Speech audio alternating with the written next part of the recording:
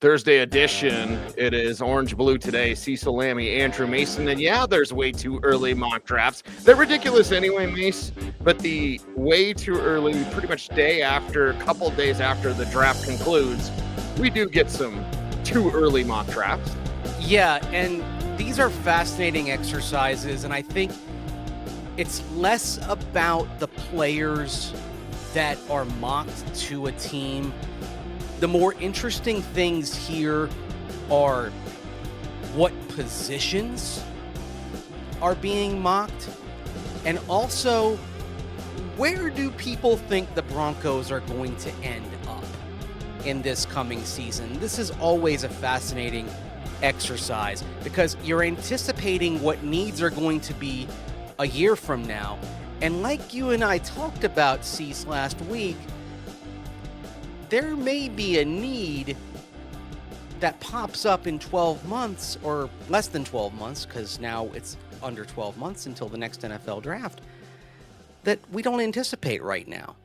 Right. Because as we heard in Star Wars, always in motion the future is. Mm-hmm. Yep. I mean, we think we've got a read on the roster, and certainly the Broncos, they're always projecting, but things change. You don't quite know. I mean, do you think 12 months ago the Broncos were thinking about taking a corner in round one? You think that was something that was on their radar? I don't think so. No. And we almost did a show matching before the draft to the picks that actually happened. But one of those that we would have been talking about is corner was on the list, Mace, but it was like, third. Yes. On the list. It ended up being number one. So let's go through some of these way too early mock drafts to see if the experts are hitting on the Broncos' needs. And again, I think it's the position. It gives you an idea of where people think this team will end up. Yes. So let's start with a big one from the guy who authors The Beast, which is one of the creme de la creme draft guides. Of course, this is a Dane Brugler of The Athletic. He wasn't the only one who had this particular player mocked to the Broncos. NBC Sports also has this player mocked to the Denver Broncos.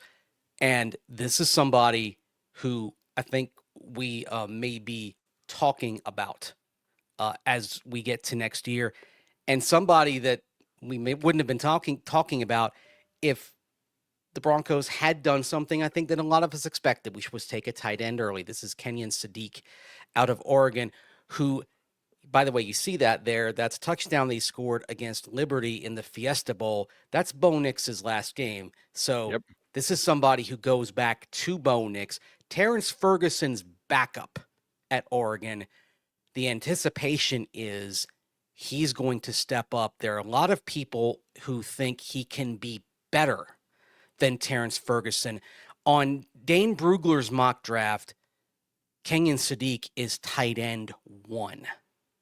There are some people who are thinking he is going to be the first tight end off the board. So let me ask you, Cease, I mean, if we're talking about tight end 1 going to the Broncos, what happened at the tight end position in 2025 for the Denver Broncos? I think not necessarily Evan Ingram showed his age, but you just know, like, all right, there's another year where Ingram's your top guy, and let's get the next guy ready. And with Sadiq in that game against Liberty with Caden Salter, the CU competing for the starter with CU this year with Juju Lewis, Sadiq is not as large as Ferguson, but maybe a better run after the catch guy. So I think that's very interesting. But to me, it just says, hey, Lucas Kroll's not the answer.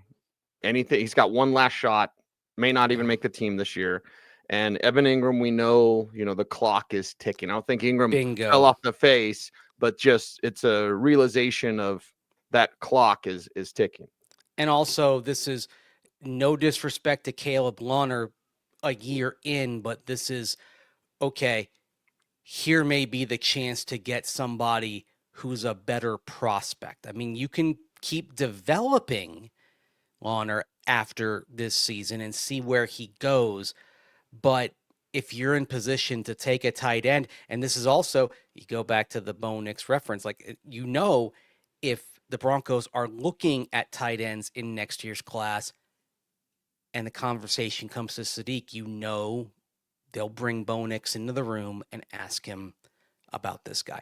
And look, if day two had gone a different way, Cease, Terrence Ferguson might have been a Denver Bronco. If the Broncos had traded down, if they'd taken that, one of one of those potential offers, because of course they took it to the last minute before selecting Jade Barron. In other words, there were potential deals happening. If they trade down and collect picks on day two, Terrence Ferguson might have been a Denver Bronco. So think about that for a moment, that alternate reality of Ferguson rejoining Bo Nix, and certainly the Bo Nix recommendation would have played into that. Yeah, Liam Cohen jumps the Yeah, Broncos and gets RJ Harvey. Maybe that's yeah, changing some things too. So it makes sense. I didn't like, and I saw it on the, I think it was Pro Football Talk, the NBC one. The Broncos were 19, dude. I'm yes, not saying they have to pick 32, brother. I mean, that'd be great. okay. It would be awesome to be in Santa Clara with you for the Super Bowl. But like 19, come on. Come Well, on, NBC. I would there's like that more in the mid 20s, make a run 27, something like that. there's a pattern to a lot of these mock drafts. I mean, Dane Brugler has the Broncos picking 18, which would have them just out of the playoffs. I've got 5 of these here that I was going through here in getting ready for this show. All 5 of them, Cease, are between pick 18 and pick 20, which is either missing the postseason by the narrowest of margins or getting in but being eliminated. So this is a callback to the conversation I had with Greg Penner at the NFL league meeting down in Palm Beach, where he made it clear a season with comparable accomplishment to 2024. In other words, get into the playoffs, squeak in as a wild card and get shuffled off in the wild card round. It may have been a success in 2024. It will not be considered a success in 2025. These types of seasons that are being forecast based on where the Broncos are mocked to select are not going to be considered acceptable in that building. And I think they would be considered a disappointment by the organization and considered a disappointment by fans. Yeah. Okay. They don't Okay. believe out there. Yes. Let's make them believe. So tight end. So this is one position that we've seen targeted.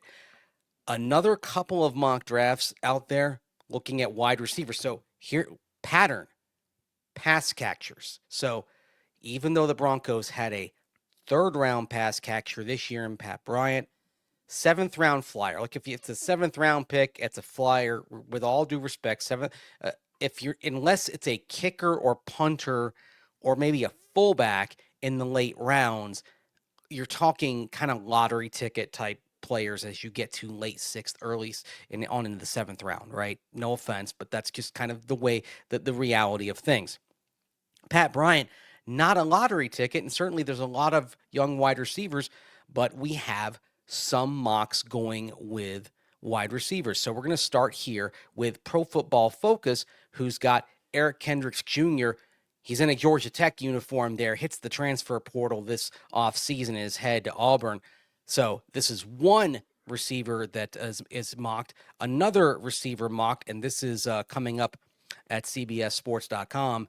And this is another Oregon player to talk about, although not one who was there with Bo Nix. He transferred from Texas A&M at this time, roughly this time last year, comes in, or in the offseason last year. This is Evan Stewart, who came in, had a pretty good season for Oregon last year. And this is one guy that is being mocked to the Broncos, and this is from CBS Sports as well. So the pattern here is a bunch of mock drafts talking about pass catchers. What does this say? Is this something that perhaps reflects a reality in which they don't get Cortland Sutton re-signed? Yes, that's the reality. I also was going to question, what does it mean for Marvin Mims? His deal will be coming up. You try to draft a year ahead, and Mims is fantastic, but is this the year we realize, no, that's where his peak is at as a receiver? Because he's still not there. He still hasn't capped out, in my opinion, as a receiver. As a return man, he's awesome. So what's it say about Sutton? And what's it say about Mims if, in fact, wide receiver is the Broncos' top pick? And what does it say about the passing game as a whole? I mean, if we're let's say we're living in this world where the Broncos are targeting a pass catcher in round 1. Does this mean the passing game was not all that you expected it would be in And if Bo that was Nix's the second case, year? wouldn't you do something at the trade deadline? There's always some veteran Yeah. floating around. I mean, if you see it's not hitting the way you want, Yeah. week 8, week 9, whenever the trade deadline is, I'm like, maybe a veteran would be called for it. The tight end in round 1 makes more sense to me. Receiver, not as much based on this young talent. Yeah. Okay. You've got darts. I mean, use the George Payton expression, more darts, when you're talking about draft picks. You've got young darts here. Marvin Mims Jr. going into year 3, but let's talk about the other young darts you've got that are middle round draft picks, right? Mid to late round draft picks. So you have Troy Franklin, and you have Devon Vele, and you have A.T. Perry, of course, coming off the practice squad, and now you throw Pat Bryant in there. You figure you're gonna get at least one productive receiver out of that group, right? Like one guy from that 4 who proves they can be a starter, a starting quality player in a 3 wide complement, right? One out of the 4 is going to be a pretty good starter, you would think. Yes. One's going to hit. I mean, it's the baseball pitching development school that, okay, you pick a bunch of arms, you know some of those guys are going to flame out, but if you've got a bunch of quality arms and they're hitting double A, can you get, say you got 6 quality arms hitting double A, can you get 2 pretty good major league pitchers out of those 6? If you've done that, then you're feeling pretty good. So if you've got 4 guys here, can you get one quality starter and maybe like your 4th receiver out of that group? I think you can get that from these players. I mean, you'd probably say A.T. Perry is probably kind of the low man just because you didn't draft him and he's in year 3 of his pro career. Whereas you're talking about Vele year 2, Vele year 2, Franklin year 2, Bryant rookie, and then you have Mims. And Mims, I think he's further along, and I think we're talking about Mims already being a starter. So I think you basically kind of learned that Mims already has kind of a role and already has that juice. So we're kind of, even though you're still figuring out all he can do, I think we've elevated Mims up here, right? We kind of moved him up from prospect to actual contributor, Yes. kind of that line. And so Hmm. that leaves these other 4 down here. Okay, who's coming out of this group? Who's coming from this 4? Like, and we're getting one starter and like one solid backup rotational guy. Who's it gonna be? Like who's gonna emerge? I mean, I'd say of those 4 right now, the one who's probably ahead based on usage last year, it would be Devon Vele. But did Troy Franklin kind of close the gap late with that catch that he had, that breakthrough moment that he had early in that playoff game in Buffalo? Did that close the gap enough Mm. to where maybe we are not talking about wide receiver round 1 the way some of these mocks are next Yeah, year? it's interesting to think. And then I want Sutton around for the future. Yeah, Your Cortland Sutton replacement, if he's on this roster, it's unlikely to be Pat Bryant because he's a flanker. He's not an X. yeah. But Franklin could be, I think certainly Devon Vele could be, A.T. Perry could be.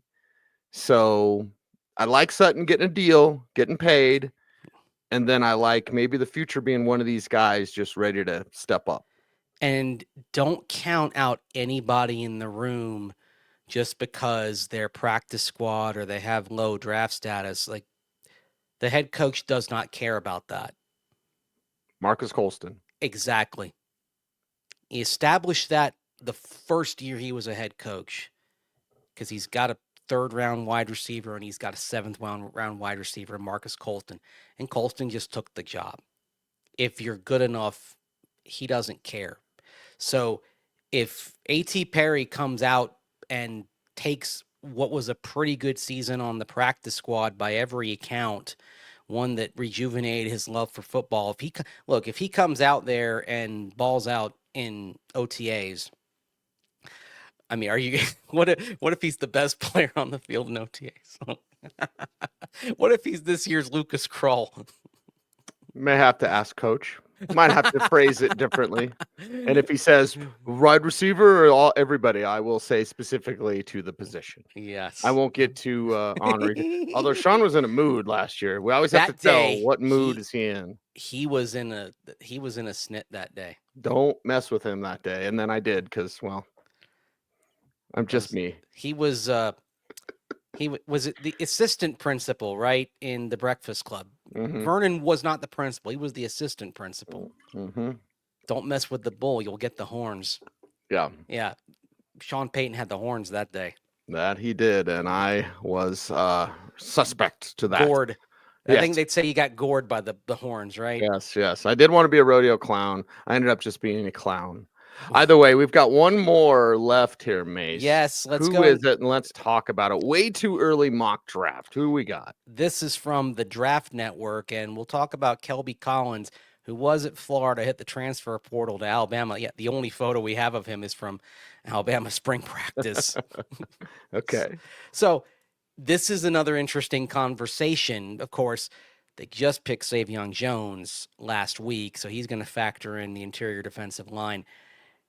If you're talking interior D-line next year, something happened at contract time. And contract discussion time, the clock has started to tick on this because nothing was going to happen pre-draft. Well, now we are post-draft. So this is now where we start getting into at Edge, the Nick Bonito conversation. Now you can start talking about if you're going to get an extension done for Nick Bonito before he could hit free agency next year. But we get to the interior defensive line. You have John Franklin Myers' expiring contract. You have Zach Allen's expiring contract. You have Malcolm Roach's expiring contract. With Jones coming in there, I don't expect all of them to be back. I would actually say Roach probably does end up re-signing. Certainly the lowest contract of those three. But you think with Zach Allen and JFM, it ends up being one or the other here? Yes. That comes back. Yep. And it'll be determined on Zach Allen's price tag. Yeah. I think that's the first and foremost thing. So Zach Allen wanting $25 million a year. Is he going to get that? Well, he certainly put up the play that you would think, okay, that might be a possibility. We'll see if that number's massaged any, if a deal is had. I mean, the thing for Zach Allen, he's coming off a career season, no doubt. Second team All-Pro. It goes back to the conversation, are you ever going to be more blank than you are right now? 8.5 sacks, 40 quarterback hits last year after 5 sacks, 24 quarterback hits. Do you make the commitment now or do you wait? Waiting does certainly run a risk of, maybe does that create a wedge between you and the player? But also, it certainly allows you to sit back and say, okay, do it again. Make it happen again. One thing about the offseason moves, especially on the defensive side, and I actually put this paragraph in my Broncos season preview that I filed this week that you'll be able to read in newsstands in June, is with moves like bringing in Talanoa Hufanga, bringing in Dre Greenlaw, and even drafting Jahdae Barron last week, what this does is it gives you a buffer in case there's some regression to the mean in the pass rush. You just led the Broncos all time. You just set a team record in sacks as a collective. So it's fair to expect a little bit of a drop, which means Is there a drop in efficiency numbers for Zach Allen? And what does that mean for his contract? The other thing also for Zach Allen, if you're talking about $25 million a year, that's well and good. That's $25 million a year for potentially years 8, 9, and 10. Now, he doesn't hit his age 30 season until year 9. He will turn 30 in August of 2027. So we're not talking about a player who, as we're seeing a lot of guys come into the league later in chronological age. We're not talking about that with Zach Allen. So that certainly does favor him, but it is something to consider when you talk about, accumulated wear and tear, that $25 million a year you're paying for years 8, 9, and 10 potentially if it's a 3-year, $75 million extension. And I don't want to be a doomsayer, Mace, but as we wrap up today's show, if this defense isn't on point, and if anyone is the scapegoat, that would be Vance Joseph. And does Zach Allen want to follow VJ if a move is made? He's only played for VJ. VJ was a huge reason why Zach Allen came here. So if you wait on Allen, is it also you're kind of mentally going, okay, we're waiting on VJ too? Well, the other thing, and that's good or bad, like if it's a great season for the defense and that means VJ gets a head coaching job and you haven't re-signed Zach Allen, Zach may want to go where VJ goes. And that actually, then that brings another conversation though. Do you franchise tag Zach Allen next year? Mm-hmm. And that's something to look up. What are the projected tag numbers next year? Let's look that up real quick, because you would think VJ goes somewhere. If you've already signed Zach Allen, maybe you want to trade for him. Okay. If you haven't signed Zach Allen, then maybe you franchise tag him, and then if VJ wants him, you can come get him. You got to pay. Projected tag for Zach Allen, defensive end, according to Over the Cap, $26.535 million. So a little over $1.5 million more than what his average per year figure would be. So you'd probably construct a 3-year contract where his cap number for 2026 wouldn't be $25 million. So you're probably getting a higher cap number for 26 if you tag him. And certainly based on other situations here, tagging is an option, especially if you re-sign Nick Bonito. If you get the Bonito contract done in the next few months, you have that tag sitting in your back pocket. And this is something, you never really want to do the tag because it usually creates some animus, but this actually, if you're talking about a year 8 for Zach Allen, this actually might make the most sense in terms of you pay for that year, but maybe you're a little bit wary of year 9, year 10, year 11, year 9 being the year in which he would turn 30. So that would be because he would turn 30 in August of 27. So that's his age 30 season. Year 10 for him being his age 31 season. If you're wary of that and you don't want to pay a big number for those years, perhaps, then maybe that's something you think about. Even though Zach Allen, to his credit, knock on every surface you can find, has been a really healthy player. But these are conversations internally as you go through your options that you have to have. Fascinating. Yes. When we start this show and we're going through ideas behind the scenes during the week, and I was like, okay, this will be a good show. Yeah. Brother, that was excellent. I didn't know which direction this was going to go. But that's the thing about this. Like we start thinking about ideas, and that's why, even though like mock drafts, 2026 mock drafts, they're kind of silly, but the implications of what these things suggest are not silly. Because if you live in this universe where this happens, okay, if they're picking an interior defensive line, what happened to cause that? If they're picking a tight end and they had the 18th pick, what happened? If they're picking a wide receiver and they had the 19th pick or the 20th pick, what happened? How did you get there? There's other things we're going to go through. I can't wait to dive into like Mike Clay's projections and go through the numbers. Can't wait to go through those because there's implications to those too, if the season looks like it does in some of his projections. It's the implication. Yes. It's orange and blue today. Cecil, Lammey, Andrew Mason. Before we're out of here on a Thursday, how can folks help us out on YouTube? Like, Comment, share, subscribe, hit that notification bell. so that you Never never miss a vid. That's right. He's Mace. I'm Cease. OBT is a BFD. Thanks for watching. Stay tuned. And would you please stay frosty,